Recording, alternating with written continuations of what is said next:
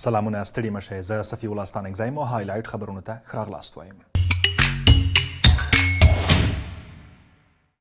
د ایران د بشري حقونو د فعالانو امریکا میشتي خبري ارګان حیرانه راپور ورکړی چې په ایران کې تیر 15 ورځې د مظاهرو پر مهال 544 کسان وژل شوي، 496 وژل شوي ایراني مظاهرچیان او 48 نور حکومتي ځواکونه دي.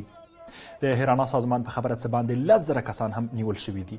له دې چې په ایران کې د څو ورځو لپاره انټرنیټ بند او مخابراتي شبکې له خنډ سره مخ دي، د مرګ ژوبلو او نیول شوو کسانو شمیر په خپلواکه توګه د تایید وړ نه دي.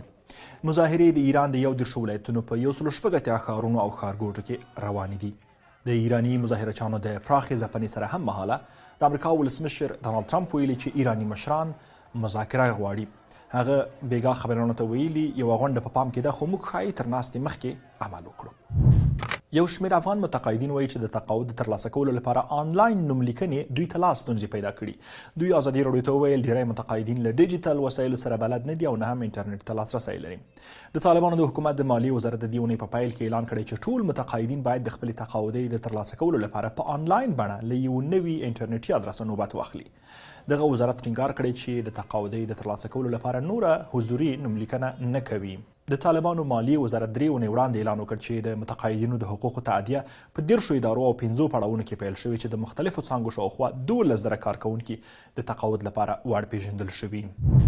د هند په احمد آباد کې د پتنګانو یا کاغذ پران د الوزولو کلنی نړیوال فستیوال ترسره شو. د جرمني صدر اعظم فریدریش مرتز هند ته په خپل لومړي رسمي سفر کې د خپل هندي سیال نریندرا مودي په ملتیا په دغه فستیوال کې ګډون وکړ.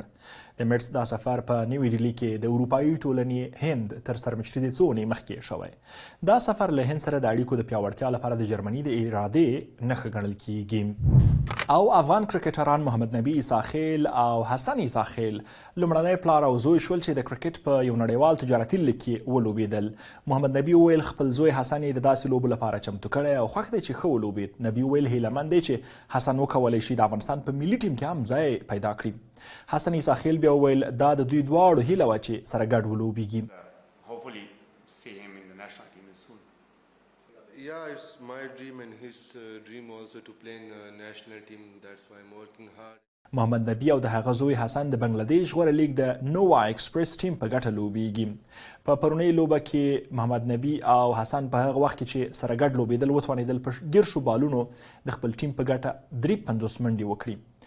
محمد نبي وختي وسوځېد خو حسن چې لا هم لوبه کوله وتوانېد په 80 بالونو 92 منډې وکړي او د لوبې غوره لوبغاړی شي.